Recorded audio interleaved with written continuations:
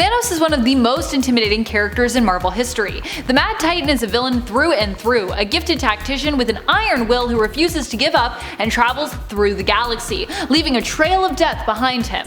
Many were introduced to him more recently via the Marvel Cinematic Universe, but he was first introduced in the comics in the 1970s, created by Jim Starlin and Mike Friedrich, which means he's had an awful lot of time to commit some of the most heinous acts known to man.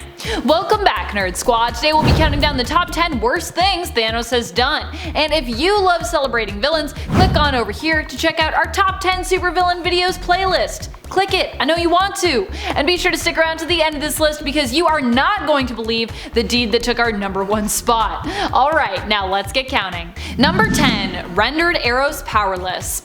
It's got to be hard being the brother to Thanos. Just ask EROS, aka Star Fox, about it and I'm sure he'll tell you as much. Star Fox is often presented as being a hero in the comics, and yet despite his own reputation trying to do good at least, he has to live in Thanos' shadow. Of course, EROS has done some questionable things in the past as well, but I still can't help but feel a little bad for him. During the 1991 Infinity Gauntlet miniseries, while Thanos threatens Marvel's greatest heroes, Star Fox is taken prisoner by his brother who basically rendered him powerless and makes him watch as he torments his fellow superhero colleagues and friends, eventually killing many of them. Though of course, they would return. That is what it's like to be the brother to the Mad Titan though. He takes the phrase of sibling rivalry to a whole new level. Number 9, kills his own servants. Thanos is not even above killing those who serve him. He has obviously without much remorse killed his own adopted daughter Gamora before in the comics, and in the Marvel Cinematic Universe, although it pained him, he also chose to sacrifice Gamora to get his way and complete his plan. The Black Order, however, are not usually people who betray Thanos, unlike his traitorous daughter.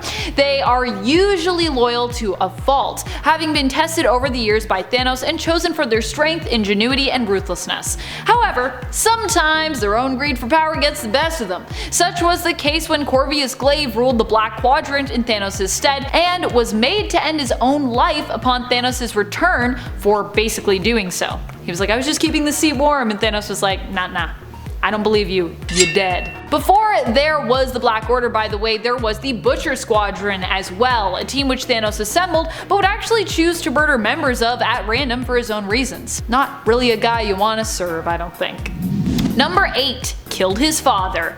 Mentor is known in the comics as Thanos' father. Alars, aka Mentor, has felt deep and intense guilt for years over his son's actions. At times, Mentor has even tried to intervene to try and fix the disaster and bloodshed that Thanos has wrought. In the end, Thanos grew sick and was dying from an unknown and seemingly uncurable disease. He turned to his brilliant father, an accomplished scientist, for a cure, after exhausting every other option he could think of. Mentor was forced to help Thanos when he threatened the other scientists' lives and the lives of their families who resided on the moon where Alars was living.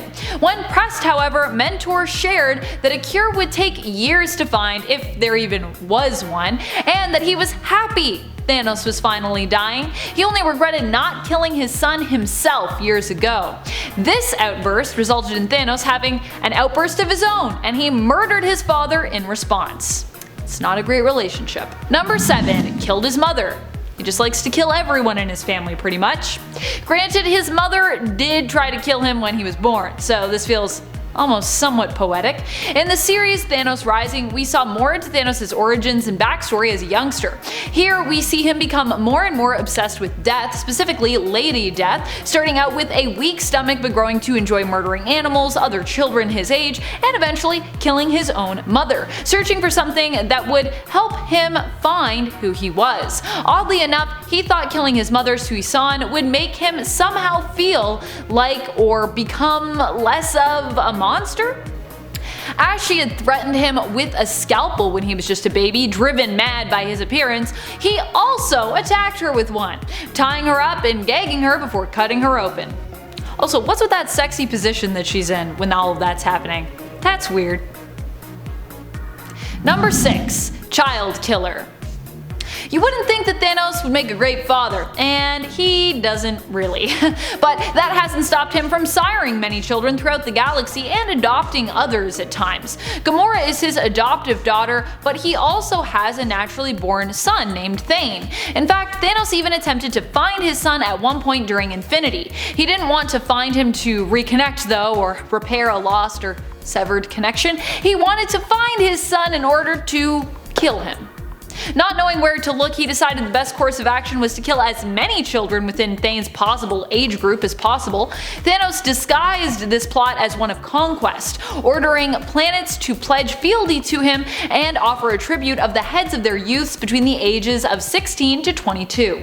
Number 5 influences Thane.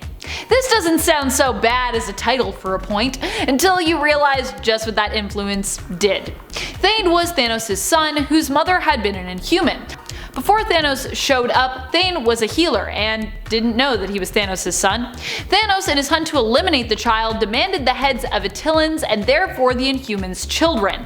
This ended with a fight where Thanos fought Black Bolt, and Black Bolt detonated a Terrigen bomb. The bomb was so massive it triggered Terrigenesis in all those who had an Inhuman lineage on the planet Earth's surface, including, you guessed it, Thane. Thane's power was death, and he instantly went from trying to save people to basically killing everyone around him in an instant. Pardon my snapping. Completely unaware of what was happening. He later learned of his legacy, and Thanos promised he would kill him. However, Ebony Maw betrayed his master and instead set Thane free and influenced him to accept his destiny and fight his father. Thane did this and won, trapping Thanos. Learning of his heritage and with the influence of the evil Ebony Maw, who was only there due to the fact that he was originally a member of Thanos' Black Order and was originally loyal to him, Thane became a deadly and dangerous villain over time, with power initially rivaling his father's. Number 4 mass extermination policy.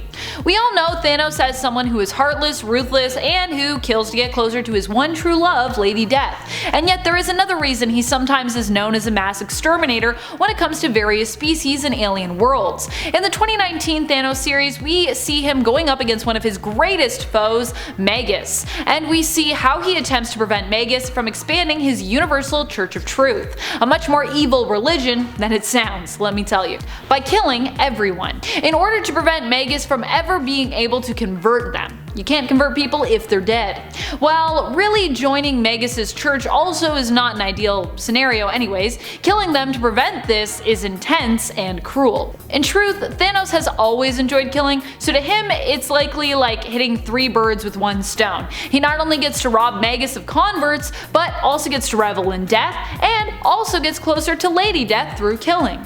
Yay! Number 3 brought peace to the world.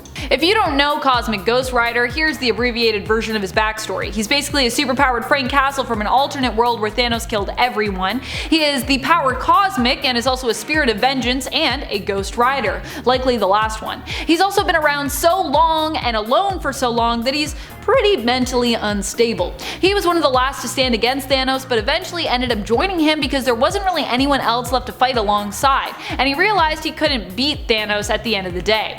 Cosmic Ghost Rider first appeared in 2016's Thanos series and would get a few miniseries of his own thereafter. His self-titled series shows him stealing baby Thanos so that he might raise him to be better, thereby preventing all the death and destruction we've come to know Thanos for. But even with Cosmic Ghost Rider's insane but well-meaning influence, we learn Thanos cannot be fixed. At first, CGR thinks he succeeded, but he later learns when he runs into Thanos from the future that his Punisher Thanos of a son has somehow grown up to be an even worse tyrant than without his influence, proving that even when people try to raise Thanos right and try to prevent him from becoming some crazy tyrant, it will still always end badly. Thanos forcefully brought peace to the world, and when others resisted his rule, he killed those who opposed him and created internment camps to keep the rebels in. Number 2 sacrifices millions for the love of a lady. In the comics, Thanos merely wielded the Infinity Gauntlet and snapped those out of existence to simply get closer to Lady Death, who he was wooing. That's right, in the comics the snap was simply an attempt to impress his eternal crush. Killing billions just for a chance at love with someone? A chance? That's pretty terrible if you ask me. Number 1 killed Death. If this feels like a paradox, well, it kind of is. But we need to remember, in the Marvel universe, for Thanos anyways, Death is not just a concept, but is also a person, Lady Death, his love. In an alternate universe, however, Death and Thanos have a different relationship, less of an unrequited love story, as Death is posing as Thanos' mother, until Thanos realizes that Death actually has been lying to him, and takes revenge on her by killing her. This doesn't sound so terrible until you realize the ramification of this action, as Thanos does in the story. Basically, killing Death messes with the whole balance of the universe and everything, which, as we've seen in other alternate worlds like the Cancerverse, can be very, very bad. Of course, this doesn't go as terribly as the Cancerverse, as this happens in Earth X, an alternate world known as Earth 9997, and we at least don't have the influence of the many angled ones in this alternate world to worry about. Thank you so much for watching, Nerd Squad. Who are some of your favorite Marvel villains? What do you think are some of the worst things that Thanos has ever done? Do you think we'll see Thanos make a return in the comics soon, or potentially even return in the MCU also? Let us know in the comments below. This has been Top 10 Nerd, and I'm your host, Amanda McKnight. Till next time, you stay nerdy, YouTube.